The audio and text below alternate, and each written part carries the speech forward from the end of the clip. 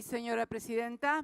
Bueno, para plantear también una cuestión de privilegio, aunque debo confesarle a usted y a todos los colegas que yo plantee una cuestión de privilegio me hace sentir como media estúpida, ¿no? Porque seguramente el que está escuchando dice, claro, los privilegios que tienen los senadores, los diputados, los políticos. Bueno, miren, yo no sé, es evidente sí que algunos otros senadores o senadoras, políticos, diputadas o diputados pueden tener privilegios, pero lo que es esta senadora de la Nación, expresidenta de la República, 2 veces elegida por el voto popular, no es que tiene privilegios, ni siquiera tiene los derechos y las garantías que tiene cualquier ciudadano común en este país.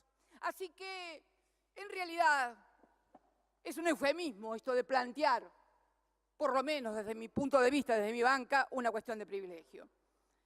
Y la verdad que muchas veces en este cuerpo hemos hablado del lawfare, pero siempre sonaba como algo lejano, doctrinario, hablábamos de la articulación entre el poder político, el poder judicial y el poder mediático para dejar afuera a los opositores o a los movimientos populares, lo que acaba de señalar muy claramente el señor presidente de nuestro bloque, el diputado por Neuquén, Marcelo Fuentes.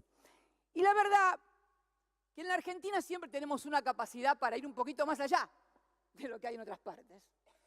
Conocíamos el lavallato, la articulación de lo mediático, de lo político, pero en la Argentina le agregaron algo más.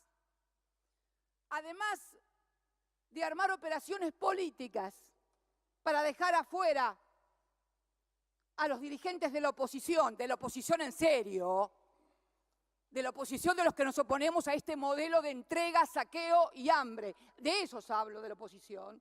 El resto es cartón pintado, señora presidenta, ustedes lo saben. Entonces digo que en la Argentina este lawfare fue recreado. Y entonces, además de estigmatizar a dirigentes políticos opositores, en el medio, los funcionarios judiciales se dedicaron a hacer negocios y extorsionar a la gente. El argentino y los argentinos tenemos una creatividad reconocida por todo el mundo, hemos refundado también el lawfare. Le hemos agregado la extorsión, la recaudación por parte de funcionarios judiciales, además de la impugnación a los políticos opositores. Y yo me preguntaba, hacer una cuestión de privilegio, ¿y a quién se la hago? ¿A usted? ¿A este cuerpo que diligentemente, inmediatamente trató los allanamientos que todos ustedes saben fueron absolutamente violatorios, no de lo dispuesto por este cuerpo, fueron violatorios de lo que se hace a cualquier ciudadano que no se puede hacer en materia de allanamiento. No es que acá ustedes les dijeron o me dieron el privilegio, no le vayan a hacer tal cosa. No, no solamente eso, sino que fueron más allá. Hicieron en los allanamientos a mis casas lo que no hicieron con nadie.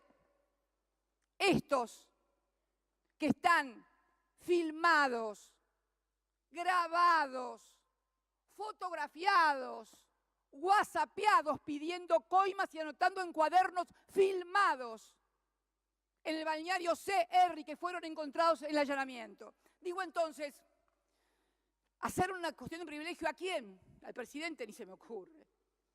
Ni se me ocurre.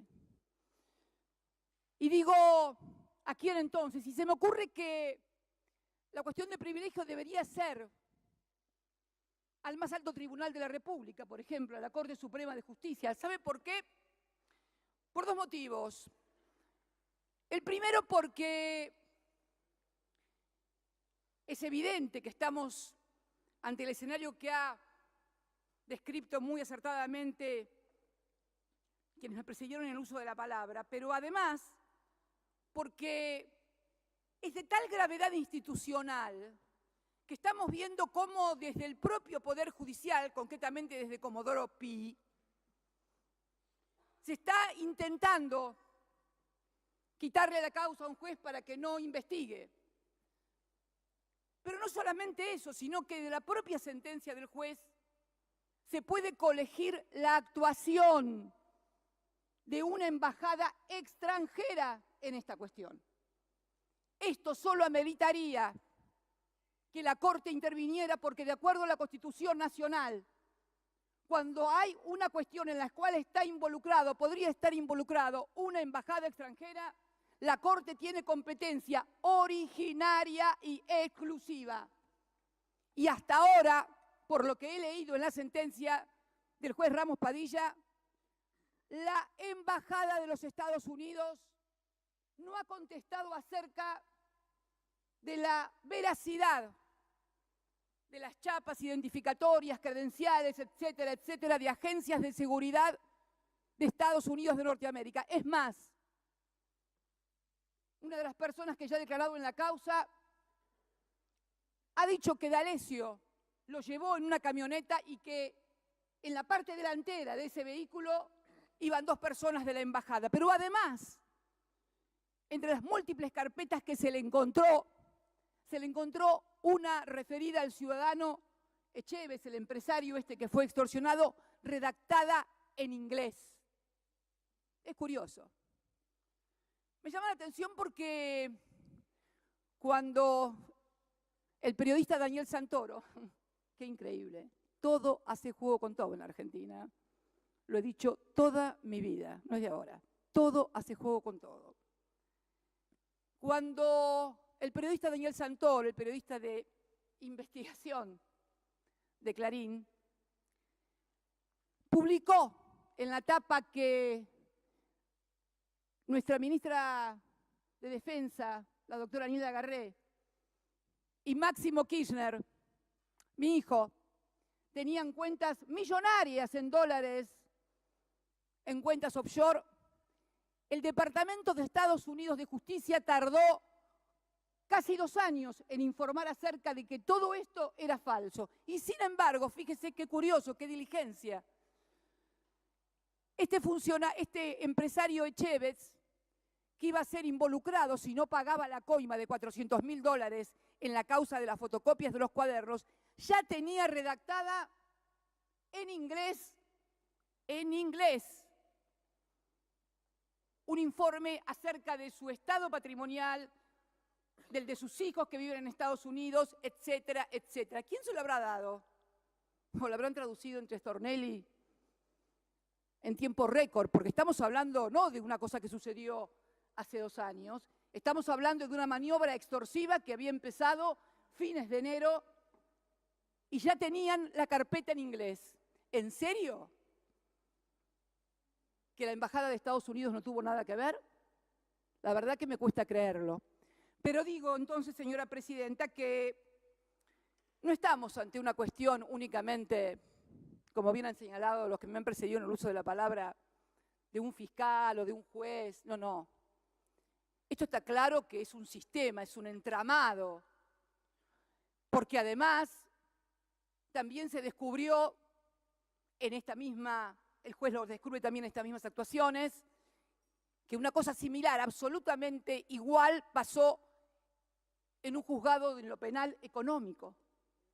Y también con un protagonista, el mismo protagonista periodístico, que era el que escribía sobre la mafia de los contenedores en Clarín. Entonces, digo que estamos ante un sistema muy perverso, de extrema gravedad constitucional e institucional. Mire, yo soy senadora, o fui senadora, sí, ya termino, señora presidenta, ya termino. Desde el 10 de diciembre de 1995. Ríos de tinta